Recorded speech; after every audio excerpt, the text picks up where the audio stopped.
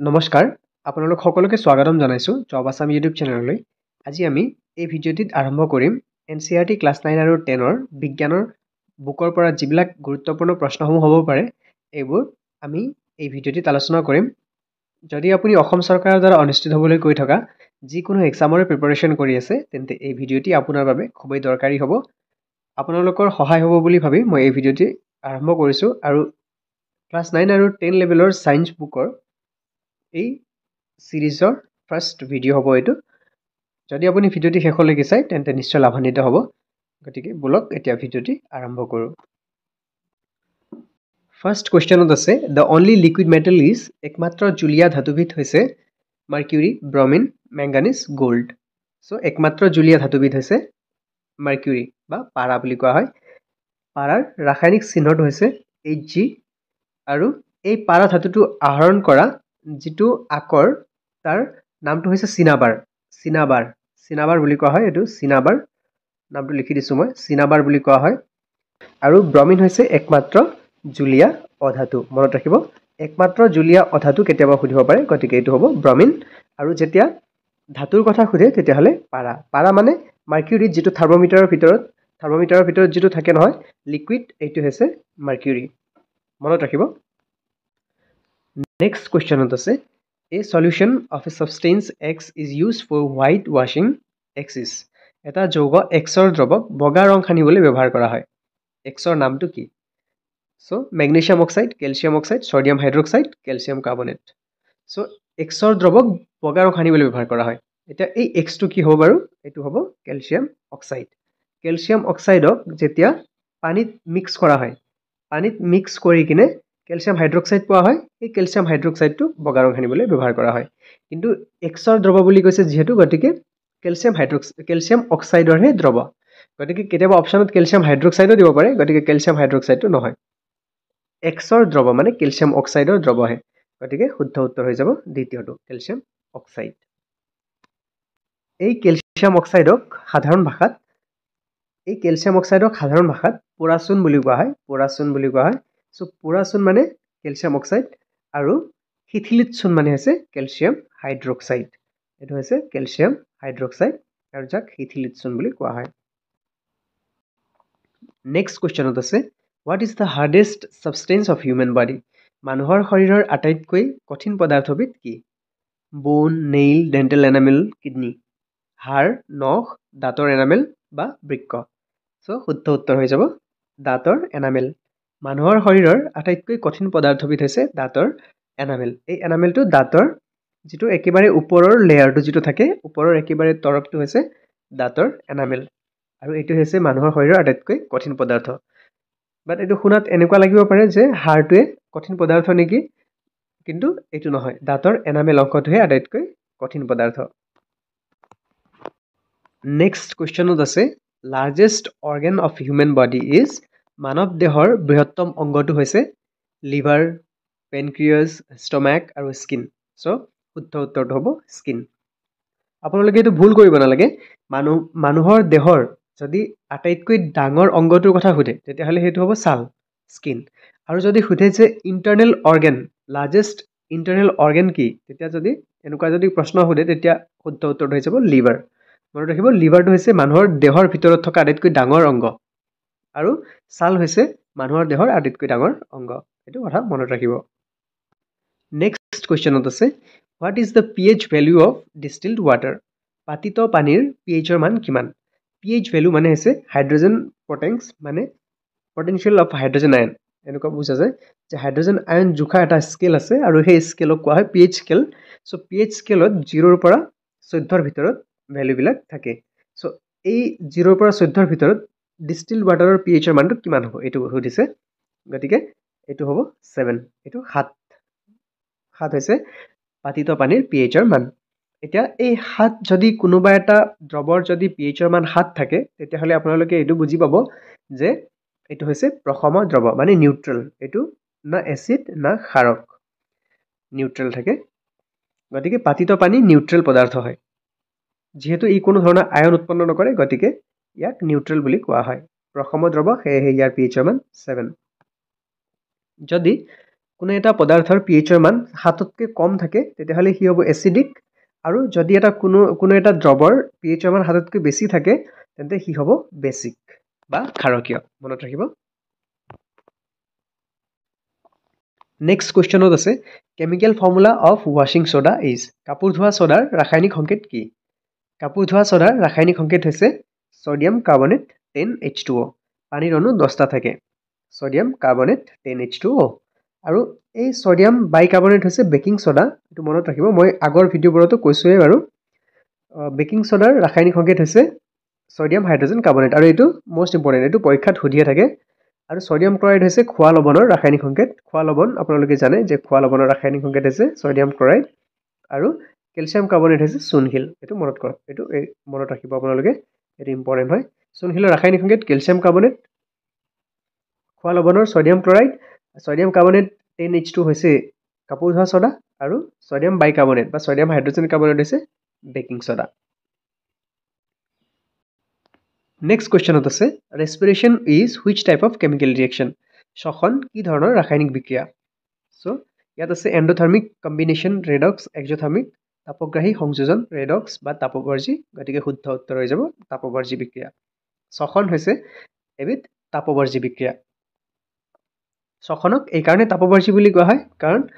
আমাৰ দেহত ব্লাডত যেতিয়া গ্লুকোজ লগ লাগি পানীৰ অণুৰ লগত লগ লাগি শক্তি উৎপন্ন কৰে তেতিয়া এটো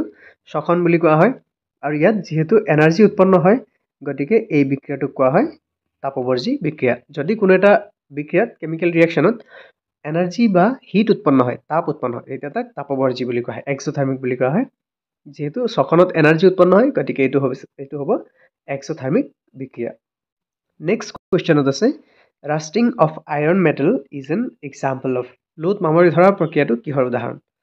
সো আয়ৰন মেটেলত যেটো মামৰি ধৰে হেতু হৈছে কৰজনৰ এক্সাম্পল মানে ক্ষয় ভৱনৰ এক্সাম্পল ক্ষয় ভৱন মানে আপোনালোকে গমে পাইছে যে ধাতু এটা যেতিয়া ক্ষয় হয় তেতিয়া তাক ক্ষয় ভৱন হোৱা বুলি কোৱা হয় আৰু দুৰ্গন্ধিতা মানে ৰেনচিডিটি বুলি কোৱা হয় এটো মনত ৰাখিব যে খাদ্য বস্তুবিলাক যেতিয়া দুৰ্গন্ধি হয় তেতিয়া তাক দুৰ্গন্ধিতা হোৱা বুলি কোৱা হয় নেক্সট কোৱেশ্চনত আছে change of order or taste of oily food is due to তেল বা চৰ্বিযুক্ত পুৰণি খাদ্য বস্তুৰ স্বাদ বা গন্ধৰ পৰিৱৰ্তন কি প্ৰক্ৰিয়াৰ বাবে হয় so change of odour taste of oily foods is due two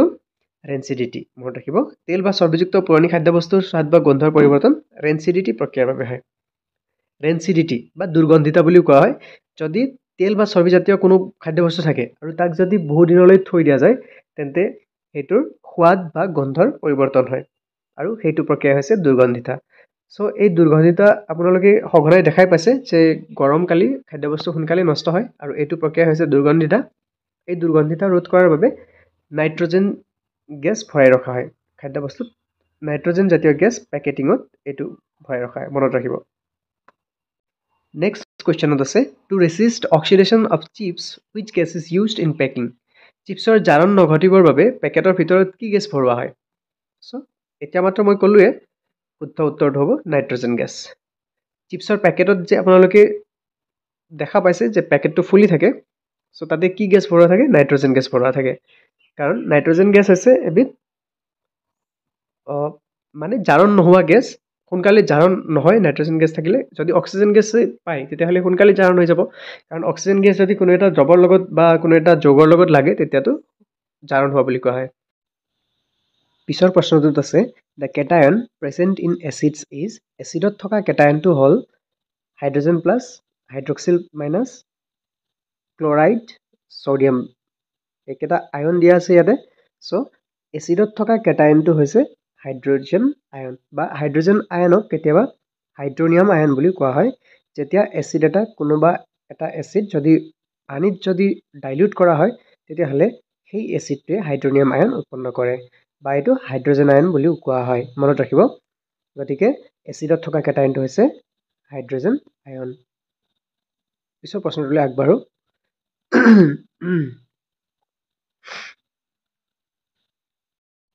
পিছৰ কোৱেশ্চনত আছে the cation present in acids is এচিডত থকা কেটায়নটো হ'ল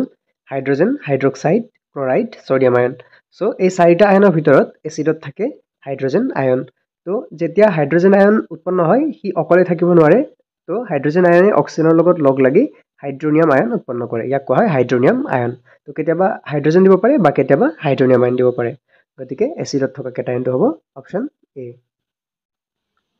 পিছৰ কোৱেশ্চনত আছে the pH value of neutral solution এটা প্ৰসম দ্ৰৱৰ pHৰ মান কিমান 10 1 0 7 সো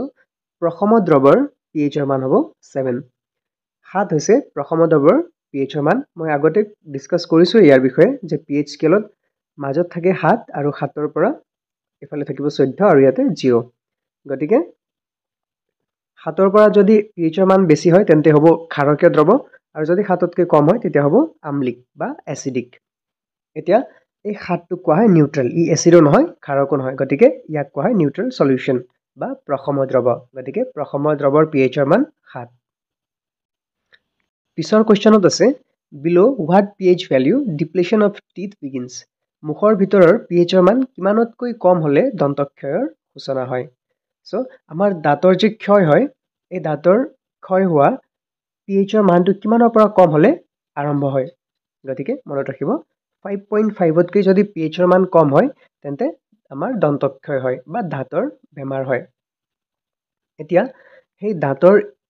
pH যদি 7তকৈ কম হয় আহি যদি 5.5তকৈ যদি কম হৈ যায় তেন্তে আমাৰ মুখৰ ভিতৰত আম্লিক এটা পৰিবেশৰ সৃষ্টি হ'ব যাৰ ফলত দাঁতৰ ক্ষয় হয় হেহে আমি ৰাতিপুৱা কি কৰো ব্ৰাশ কৰো যাতে এই পেষ্টটো আমাৰ ক্ষাৰকীয় হয় আৰু সেই পেষ্টটো মুখত দিয়াৰ ফলত আৰু পৰিবেশটো আকৌ আম্লিকৰ পৰা নিউট্ৰেল হৈ যায় কাৰণ অম্ল আৰু ক্ষাৰক যদি লগ লাগে তেন্তে সেই অম্ল আৰু ক্ষাৰকে যদি লগ লাগে তেন্তে হেতু নিউট্ৰেল হৈ যায় বুজি পাইছে আপোনালোকে যে এসিড আৰু যদি বেস যদি লগ লাগে তেন্তে ইফালে নিউট্ৰেল সলিউশ্যন হয় মানে প্ৰসম দ্ৰৱ হয় এসিডো নহয় ক্ষাৰকো নহয় গতিকে সেই পেষ্টটো সাধাৰণ ক্ষাৰকীয় হয় গতিকে সেই ক্ষাৰক পেষ্টটো আমাৰ মুখত যেতিয়া দিয়া হয় তেতিয়া সেই দাঁতৰ পৰিবেশটো অকমান ক্ষাৰক নিউট্ৰেল হৈ পৰে তো হেহে দন্তক্ষয়টো কমি যায় হেহে আমি ব্ৰাশ কৰাটো উচিত বলক পিছৰ প্ৰশ্নটোলৈ নেক্সট কোৱেশ্চনত আছে which acid is found in tomato বিলাহীত কোনবিধ এসিড পোৱা যায় সো বিলাহীত কোনবিধ এসিড পোৱা যায় ইয়াতে কেইটামান অপশ্যন দিয়া আছে acetic acid tartaric acid citric acid আৰু অক্সালিক এসিড সো বিলাহীত পোৱা যায় অক্সালিক এসিড পোৱা যায় বিলাহীত মনত ৰাখিব নেক্সট কোৱেশ্চনত আছে chemical formula of bleaching powder যিটো আছে তাৰ ৰাসায়নিক সংকেত কি সো শুদ্ধ উত্তৰ হৈ যাব কেলছিয়াম অক্সিক্লৰাইড মনত ৰাখিব কেলছিয়াম অক্সিক্লৰাইড এইটো হৈছে chemical formula of bleaching powder আৰু সোডিয়াম হাইড্ৰজেন কাৰ্বনেট এইটো হৈছে বেকিং সোডা আৰু সোডিয়াম ক্লৰাইড হৈছে খোৱা লৱণ মনত ৰাখিব গতিকে ইয়াৰ পৰা কেতিয়াবা প্ৰশ্ন আহা দেখা যায় আৰু এই বেকিং সোডাটো মোস্ট ইম্পৰ্টেন্ট হয় ইয়াৰ পৰা প্ৰশ্ন আহি থাকে এই বেকিং সোডাটোৰ বিষয়ে সুধি থাকে গতিকে আপোনালোকক অশেষ ধন্যবাদ আপোনালোকে ভিডিঅ'টি শেষলৈকে চালে thank you so much for ৱাচিং দিছ ভিডিঅ' আৰু যদি আপোনালোকে ভিডিঅ'টি চাই ভাল পাইছে তেন্তে লাইক আৰু শ্বেয়াৰ কৰিবলৈ নাপাহৰিব আৰু নিজৰ বন্ধু বান্ধৱীৰ সৈতে শ্বেয়াৰ কৰিব যাতে তেওঁলোকৰো ভাল হয়